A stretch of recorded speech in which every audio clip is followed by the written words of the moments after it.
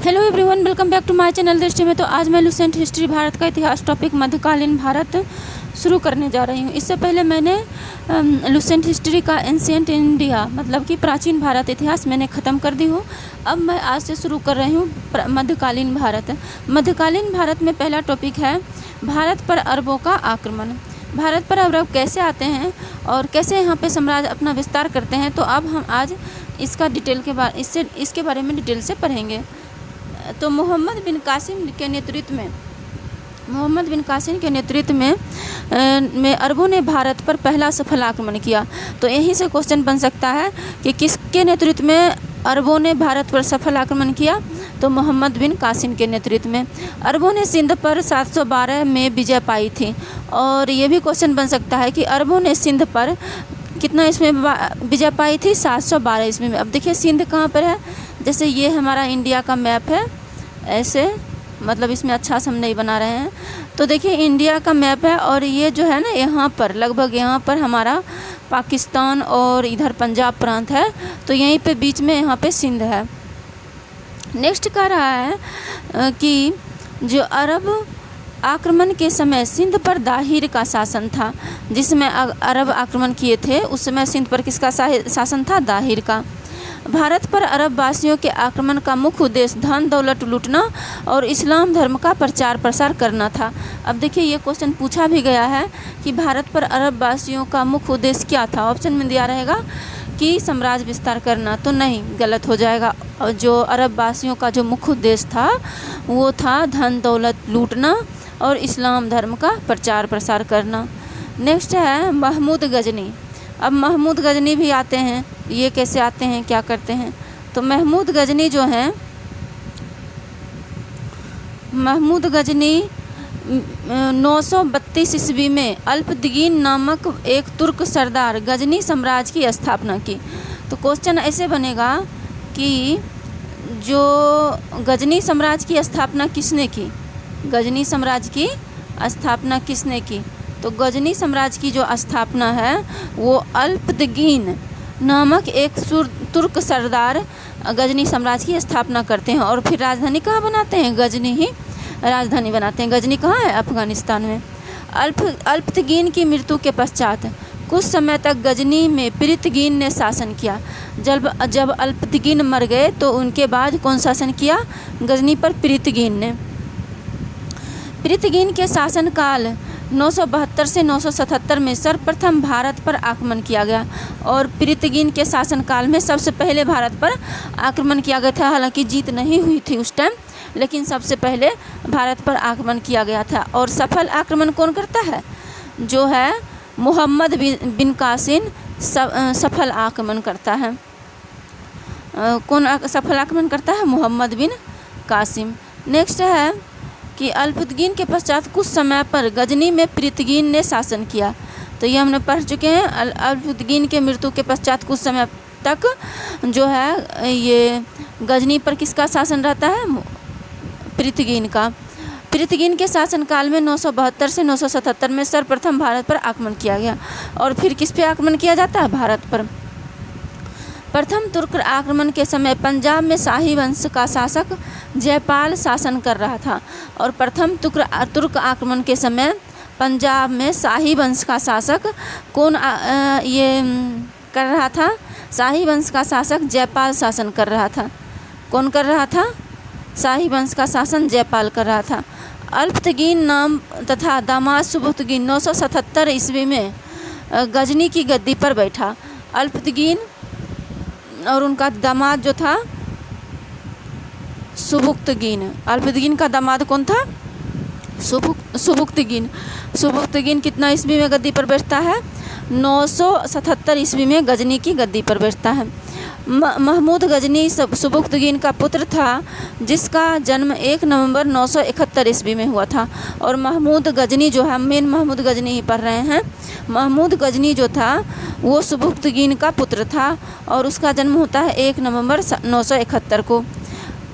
जो है ये महमूद गजनी अपने पिता के काल में महमूद गजनी खुरासान का शासन था, और अपने पिता के काल में महमूद गजनी जो था वो कहाँ का शासक था, खुरासान के।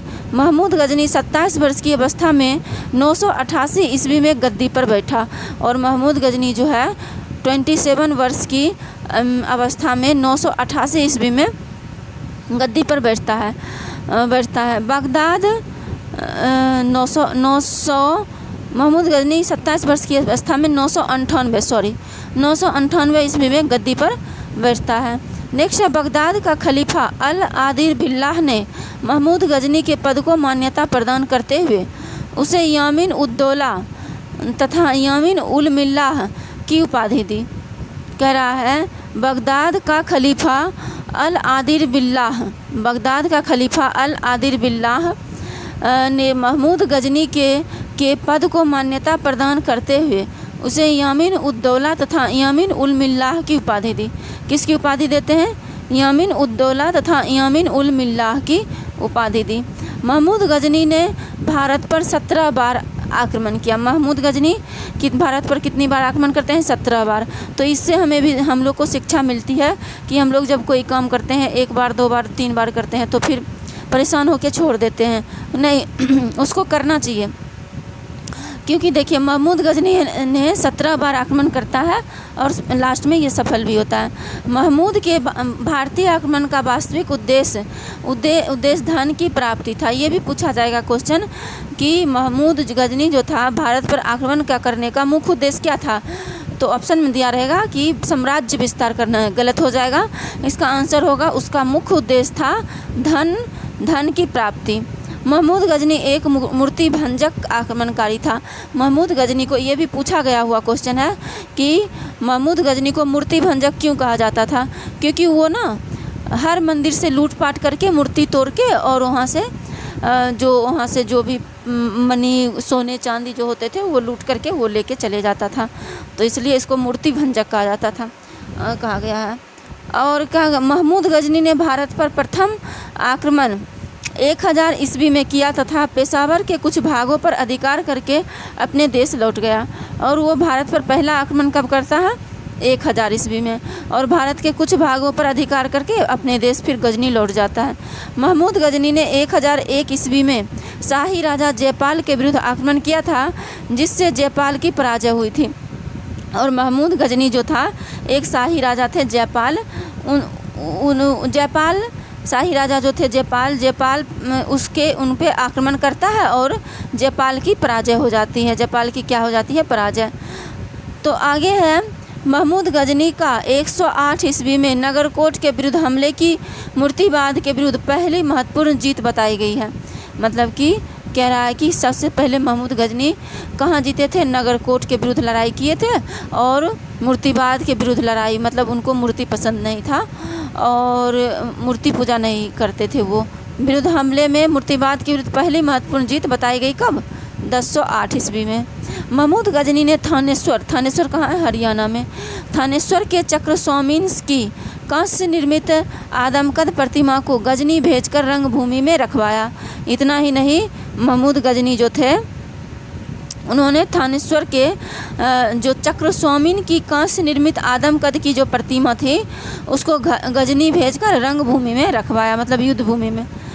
महमूद गजनी सबसे वर्णित आक्रमण महमूद गजनी का सबसे चर्चित आक्रमण 1025 ईस्वी में सोमनाथ मंदिर यानी सौराष्ट्र पर हुआ। इस मंदिर की लूट से उसे 20 लाख दिनार की संपत्ति हाथ लगी।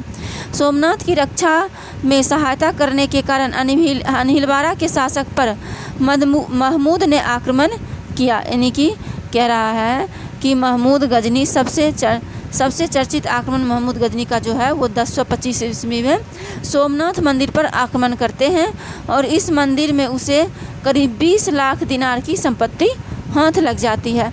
सोमनाथ की रक्षा की सहायता करने के लिए अनिलवारा के शासक पर महमूद ने आक्रमण किया और सोमनाथ की रक्षा की सहायता करने के कारण मतलब कि वो अनिलवारा के जो शासक थे वो सोमनाथ मंदिर पर महमूद गजनी को आक्रमण नहीं करना देना चाहते थे, तो उसकी रक्षा के लिए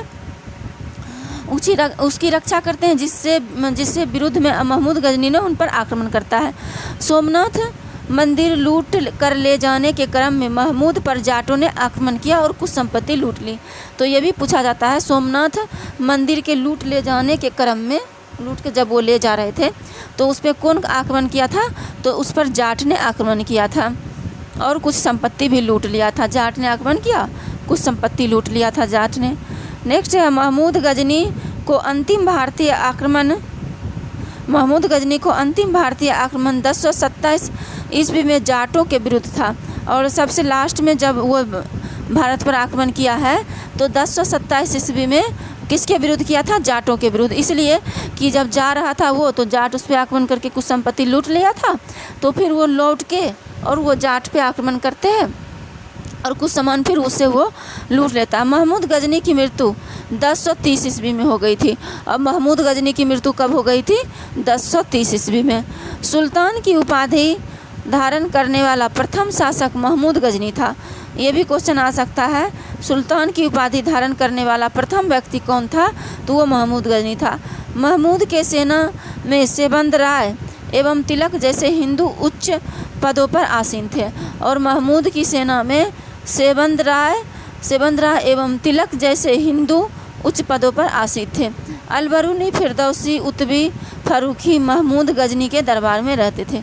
कौन कौन रहते थे महमूद गजनी के दरबार में? अलबरूनी, फिरदौसी, उतबी, फारूकी, ये सब महमूद गजनी के दरबार में रहते थे। तो आज के लिए इतना ही, मिलते हैं नेक्स्ट वीडियो में। नेक्स्ट वीडियो में हम कवर करेंगे मोहम्मद गौरी। तो आज के लिए इतना ही। Thank you so much.